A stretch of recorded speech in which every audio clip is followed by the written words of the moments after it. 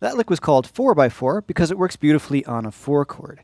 Now the first half of the lick is a really classic standard blues lick. And it's off of the A minor pentatonic scale. So I'm doing... It's like the old school Albert King, Albert Collins, Buddy Guy lick. So A, I'm going to take my D and bend it up a whole step. Now I'm going to start with my second finger. Now the reason why I'm doing that is I want to get to this D on the high string. I find that's very difficult to do with one finger, so if I start with my second finger and go to the bend with my third finger, it makes it much easier to play.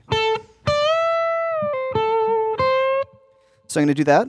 I've got the A, D bending up to E, release that bend, and then pull off to the C. And on A, and then C, and we're going to bend that C up a little bit. That cool flat third, major third bend. Little shy of that major third, and we stop it before the note ends. So, okay, now when I sit on this A, I want to point out the vibrato is really important.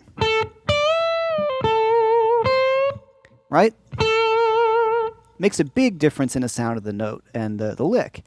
When you listen to guys like B.B. King and Albert King and all the guys we love, most of these guys have great vibrato, and every note they play, you know they thought about it. And you want to do the same thing. I didn't for a long time, and I started thinking about how I would articulate each note is when I think my playing really changed for the better. Okay, so that lick again. Sorry, second finger. Okay, now we have a 4 chord going back to the 1 chord. Now we're going to get back to that 1 chord by playing this really great other classic lick.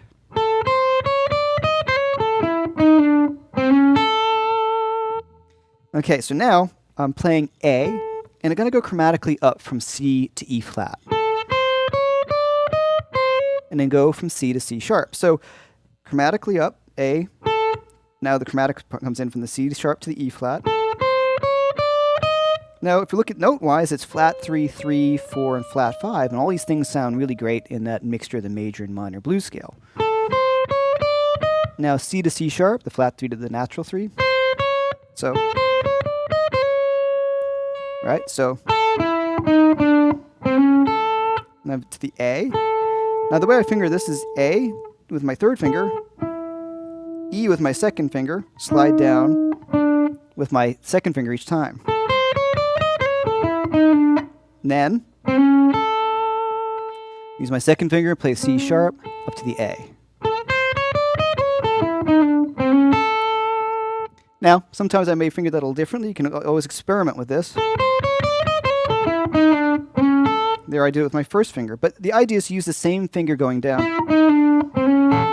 It gets that nice kind of slide. I think it's a little easier than changing up fingers. The position change comes from using the same finger, and that's really the point of this. And so we have this really kind of cool 4 to 1 chord move.